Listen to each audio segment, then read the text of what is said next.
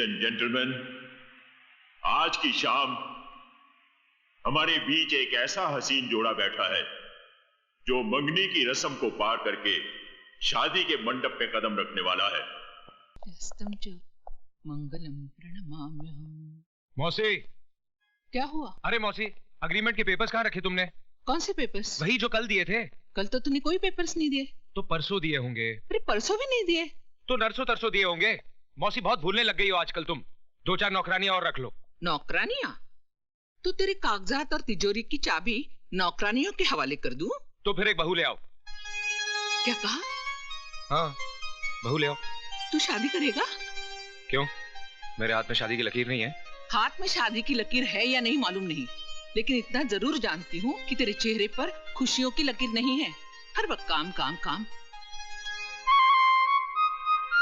मौसी, यही तो काम करने की उम्र है। काम करने की और शादी भी करने की। लड़की देख रखी है क्या? हाँ। हाँ? कौन है? जस्टिस अमरनाथ की बेटी। भाई साहब, मधु को हमारी झोली में डालकर आपने हमें दोनों जहां की खुशियां दे दी है। आपका ये उपकार मैं कभी नहीं भूलूंगी। इसमें उपकार की क्या बात है बहन जी? विजय जैसा लायक लड़का तो नसीब वालों को मिलता है। अच्छा, चलती हूँ। नमस्ते। नमस्ते बहन जी।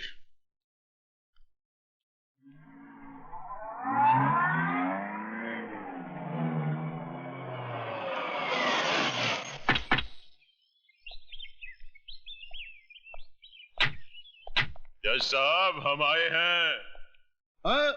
अरे ओबर है। अरे आओ भाई, आओ आओ आओ आओ। नमस्ते भाभी जी।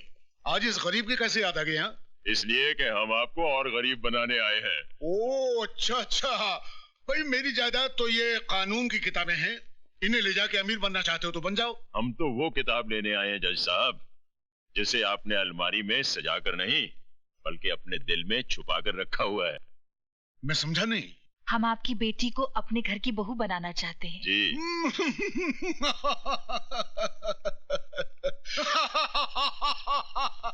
क्या बात है भाई, यूं बावलों की तरह हंसे क्यों जा रहे हो?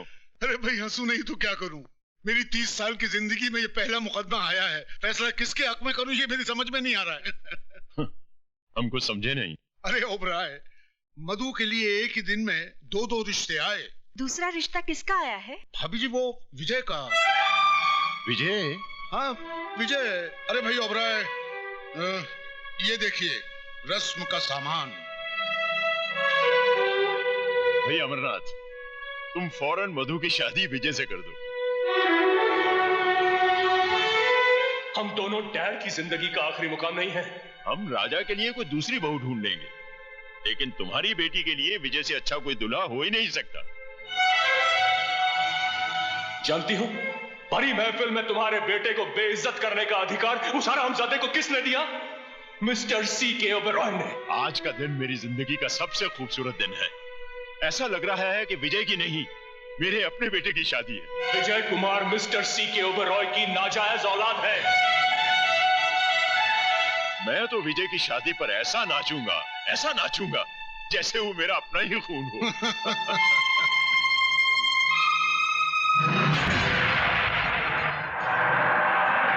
जो आज सारा शहर कह रहा है, विजय कुमार मिस्टर C.K. ओबेरॉय की नाजायज औलाद है। ओबेरॉय की नाजायज औलाद है। ओबेरॉय की नाजायज औलाद है।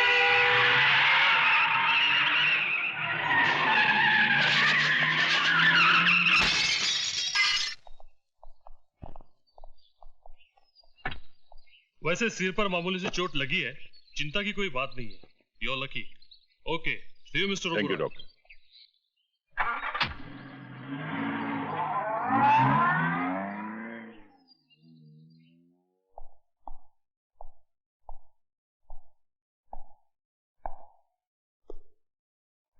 तुम्हारी खामोशी बता रही है शारदा कि अंदर ही अंदर तुम कोई तूफान समेटे बैठी हो। अरे भाई, कुछ तो बोलो शारदा। कुछ बोलने के लिए बाकी ही नहीं रहा। उफ़्फ़ो, राजा की जिंदगी में मधु नहीं आएगी तो कहीं राजा।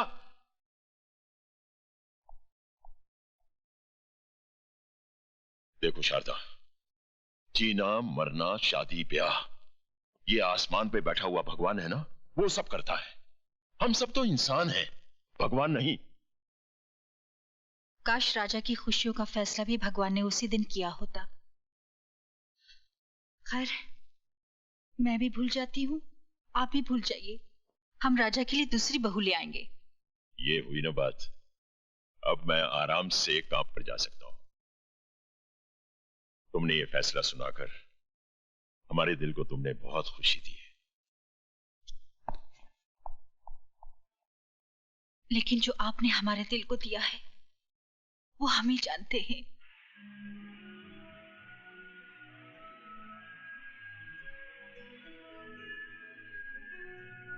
अपनी शादी के मेहमानों की लिस्ट बनाई तुमने? मैंने तो अपने सारे फ्रेंड्स की लिस्ट बना ली और पापा ने मेहमानों की। तुमने? मैंने तो लिस्ट भी बना ली और बजट भी। बजट? अब देखो ना, शादी में हजारों मेहमान शरीक होंगे, कम से कम 40-50 लाख रुपए तो लग ही जाएंगे। इसलिए तुम भी उन्हीं मेहमानों को बुलाना जो लिफाफा लेकर आए। लिफाफे के चक्कर में मत जाना मिस्टर। क्यों? मेरी सहेली की शादी में 20,000 लिफाफे आए थे, उसमें से 20 रुपए भी नहीं निकले। मैडम, ये तोहफा आपके लिए। मेरे लिए? देखो तो कहीं ये भी तो खाली नहीं है। अरे वाह, ये तो हीरो का हार है।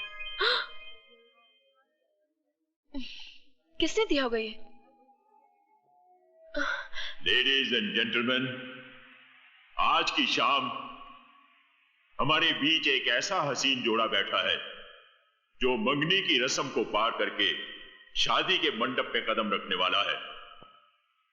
मैं चाहता हूं मेरे साथ आप भी उन्हें इतनी दुआएं दें कि उनका दामन छोटा पड़ जाए। The couple is Vijay and Madhu. Let's drink and dance. भांजे, तू फिक्र मत कर। तेरा बाप तेरे साथ नहीं तो क्या हुआ, तेरा मामा तो है, सब ठीक हो जाएगा।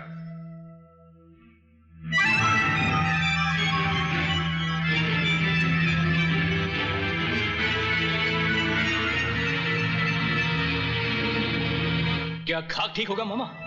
ये तस्वीरें नहीं देख रहे आप? देख भी रहा हूं और समझ भी रहा हूं भांजे। भांजे, दुनिया में सिर्फ 3 ही मामा खतरनाक साबित हुए हैं। एक कंस मामा, दूसरा शकुनी मामा और तीसरा ये जगत मामा। अब भांजे, तू मामा की चाल देख कि कैसे ये तस्वीर के साथ साथ रिश्ते के भी टुकड़े होते हैं। जज साहब, आज तो आप कमाल पे कमाल किए जा रहे हैं। आज आपका हर स्ट्रोक ऐसा गजब का पड़ रहा है कि सारे बॉलों को उड़ाते फिर भी आपका बॉल सीधा पॉकेट में जा रहा है। अरे सक्सेना साहब, अमरनाथ जी सिर्फ खेल में ही नहीं, सोसाइटी में भी ऐसे ऐसे स्ट्रोक्स लगाते हैं कि बड़ी बड़ी हस्तियां इनके पॉकेट में रहने लगी है। अच्छा, ऐसी कौन सी बड़ी हस्ती है, जरा हमें भी तो पता चले। मामा जी शायद ओबेराय साहब और अपने भांजे राजा की ओर इशारा कर रहे हैं, जिनके साथ जज साहब की बेटी का रिश्ता तय हुआ है। ओ कपूर, क्या तुम जज साहब को अपने स्टैंडर्ड का समझते हो? हैं? अरे भाई, इनका दिमाग हमारे दिमाग से 100 साल आगे है। इनकी बेटी की शादी मेरे भांजे राजा के साथ नहीं, विजय कुमार के साथ तय हुई है। विजय कुमार? माना विजय कुमार शहर का बहुत ही बड़ा बिजनेसमैन है, पर कोई इज्जतदार आदमी विजय कुमार को अपना दामाद कैसे कबूल कर सकता है? अरे इबादत मियां, अब काहे छिलके उतारने के फेर में हो? जानते नहीं पैसे में बड़ी ताकत होती है, वो बड़े से बड़ा दाग धो देती है। और फिर जज साहब ने भी तो कुछ सोच समझ कर ही फैसला किया होगा। भाई, मैं तो अपनी बेटी का हाथ किसी कंगाल के भी हाथ में देने को तैयार हो जाऊंगा, मगर किसी ऐसे हरामी के हाथ में नहीं जिसके नाम माँ बाप का पता हो, न जात पात का।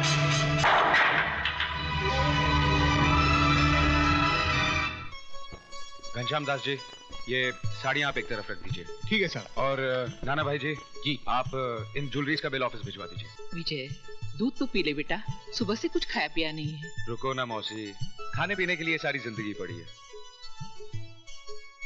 ये हार हटा दीजिए, ये इतना भारी है कि मेरी मधु की गर्दन लचक जाएगी। बेटा पहले दूध तो हे भगवान, दूध गिर गया। तो क्या हुआ? आसमान थोड़ा ही टूट पड़ा है। ये अपशकुन है बेटा। अरे मौसी, 20वीं सदी में रहकर तुम 13वीं सदी की बात करती हो। नाना भाई जी, मैं कपड़े बदल कर आता हूं।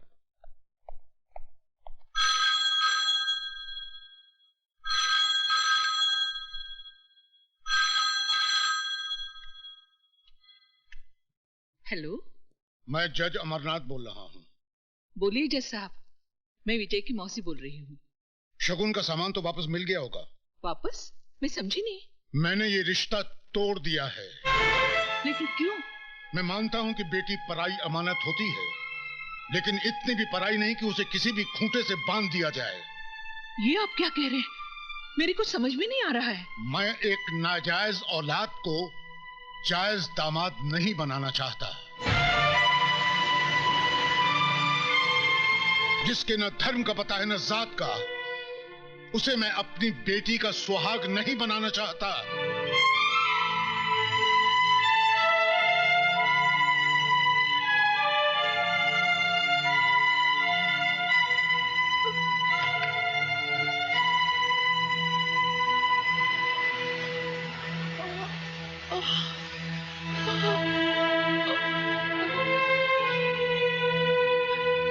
मौसी जी, ये साड़ियाँ कहाँ रख दूं?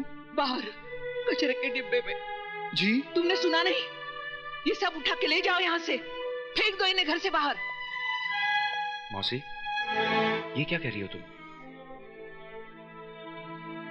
मुद्दतों के बाद तो खुशी की एक किरण घर में आई है, उसे भी बाहर फेंक देना चाहती हो तुम? क्यों मौसी, क्यों? काश मैंने तुझे अपनी कोख से जन्म दिया होता। जन्म नहीं दिया तो क्या हुआ? पाला तो है तुमने। यशोदा देव की नहीं बन सकी कभी। कौन कहता है? ये दुनिया। मैं नहीं मानता इसी दुनिया को। इसी दुनिया में अमरनाथ भी रहते हैं। जज साहब, क्या कहा उन्होंने? तेरी शादी मधु से नहीं हो सकती। क्यों? क्या कमी है मुझ में? तेरे पास तेरे बाप का सर्टिफिकेट नहीं कि तू उसका बेटा है। तू जायज नहीं, नाजायज है।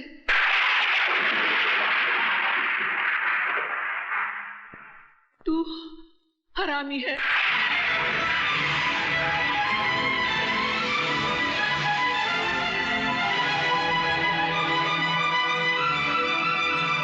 साहब, ये सामान जज साहब ने वापस भेजा।